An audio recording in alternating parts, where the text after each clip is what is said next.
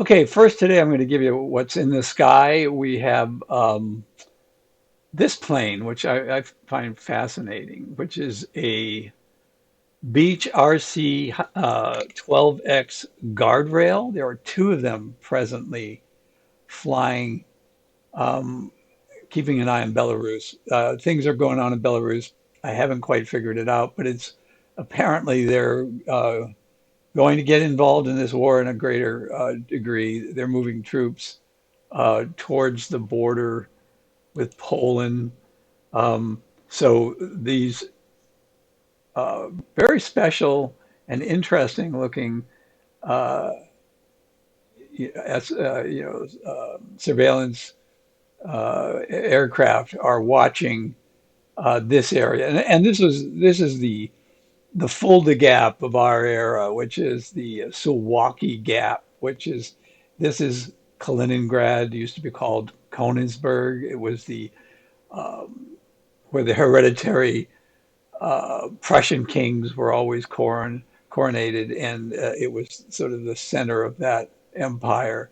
It's a significant thing for the Russians to have seized it, to take it, and they hold it. It's not really Russia; it's stolen property, but people turn their and look the other way. So this very small connection now is what separates this part of Russia from Belarus. Belarus should be completely embargoed. There should be nothing going into Belarus. I would expect at some point there will be an embargo put up, and shipments will not go to Russia through Belarus. But the Poles have to do business; they have to live. So for now, there is apparently freight moving through, and in a way, maybe that's what's keeping them from attacking. Who knows? Um, but that is what's going on in the sky today. I don't see a lot of other action, which is interesting. It's kind of a slow day. It's Sunday, you know. Maybe that's why. Um, okay, and there you go. This is the another view that takes out everything but military, and you'll see that um, there's almost no military in the sky over Europe. At least, let me preface that to say these are when the military aircraft want to be seen. Generally, they transmit a transponder that then is picked up by these services, and then they're seen on the map. I live next to an Air Force base. We have a squadron of F-22s. I've never seen them on any of these maps. They don't want to be seen. They're stealth aircraft. It would be kind of silly to be able to be picked up by some consumer level computer program. So there could be thousands of aircraft in here and we wouldn't necessarily know it. But usually the tankers show, and when you see a lot of tankers, there's other aircraft around. So that's what the sky looks like. Um, the battle. We've been waiting for this. I've seen as you see over here. Let me pull this in a little bit. Um, well, anyway, um, this is the reports of the alerts that have been going off this morning, and you'll see there's a lot of alerts of attacks. Now, I don't understand how we know this. I mean, there's a couple of ways we could have known it. It could be that our persistent overhead satellites that are watching the two Russian ICBM complexes that are right about here, and there's another one here. Um, they're watching this area 24/7, and they're watching it for launches. So, to the extent that they're launching ballistic missiles from in there, I would think that they could see that and report it in fairly quick time. But I don't see that there's a real direct correlation between the warnings and the impacts. So there could be other things that we're using, but all these communities are now under attack this morning in Ukraine. Interesting, I don't see anything, not interesting in a good way. It's interesting in a kind of a creepy way. Um, I don't see a lot of indication, at least in the accounts that I'm following, of anything much happening in Mariupol. Um, these are all old reports. 13. These are all things that happened during the night or prior to yesterday.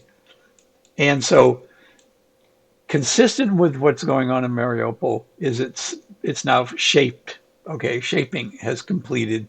The Russians are now completely surrounding it, except for the coast, and you would expect the battle to begin. Well, there was some action over here in the area that is apparently being now fronted by the Chechens, Kadyrov, whatever his name is. They look like ISIS to me. I'm pretty sure they are, at least some of them. If they are, they're going to murder and rape people when they get in there. They're just going to do that. That's who they are. Um, and so it's a terrible thing that's going to happen there. Um, Well, anyway, so the majority of what's left is the city of Mariupol. You'll notice these outer areas are mostly farm fields. There's an area here that was settled, and some other areas behind here, the airport, of course. Um, but we're not looking at the Russians holding a lot of the city. Um, what they're holding uh, is the edges. And they're not attacking today. I don't know why. They're completely these troops have access to Russia this way, and this group has access to Russia going back this way. So I don't understand what's the holdup, other than they probably know that if they go in there, they're going to get slaughtered because they still have the terrible Russian tanks and terrible Russian armored vehicles that cannot stand up to the American and the British and the Swedish and other German anti-tank weapons that are just, you've seen the pictures of whole columns wiped out, every person wiped out all over Ukraine. They are sitting there, I think, because they don't want to be um, in the afternoon news as another large force that's just decimated. Um, Also, Mariupol is extremely important to the Ukrainians. It's important to the world because a great deal of wheat, other grains, and sunflower oil gets shipped out of here. And it's not going to be able to do that. They've destroyed the port. They're destroying the factories. They're destroying everything. And so this is going to cause food shortages and perhaps famine.